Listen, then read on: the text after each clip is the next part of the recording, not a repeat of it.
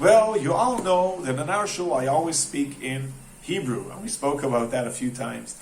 And one of the common Hebrew phrases, lasim lev, which we usually translate as to pay attention, appears in our parsha. When Moshe Rabbeinu says to Am Yisrael, simu levavchem lechol advarim asher anochi me'id bachem.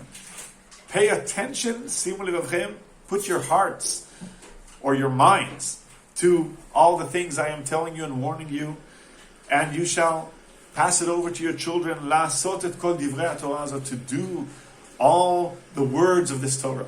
What does it mean to put your hearts and your minds to Torah? So Rashi, 1,000 years ago, and Reb Shimshon Hirsch 150 years ago, say that it means what we usually translate means to pay attention, to think about the Torah, to understand its inner, Torah's inner ideas. But the Netziv Volozhin, in his unique way, says that when the Torah tells us to put our minds to the words of the Torah, lechol advarim asher anochi me'id bachem, to do all the words of the Torah, divrei Torah, doesn't mean only to perform in action, but it means to learn the language, to understand the nuances of the language, and to learn every letter and every phrase, and that way to learn Torah in depth. Because we all know when we learn Torah, we learn a daf or we learn a parsha, we all love great ideas and the general concepts and the subjects and the topics.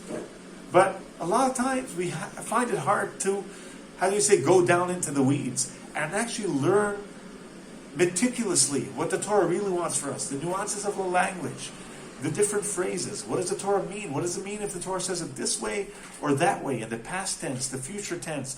The Torah used this word or that word. And that gives us a whole new world of understanding. Just as you know, you can't read good English literature in a translated, you lose 70% of the meaning of what's meant.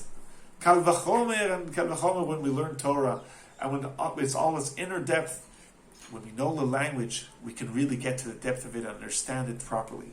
So I urge you to fulfill what the Sifri says, that anybody who lives in that land of Israel and davens and reads Kriyat Shema Shachrit V'Arvit and speaks the language u'medaber b'lashon HaKodesh, he is a ben olam haba, because he really can learn Torah and understand the Baruch Hu words to their utmost depth.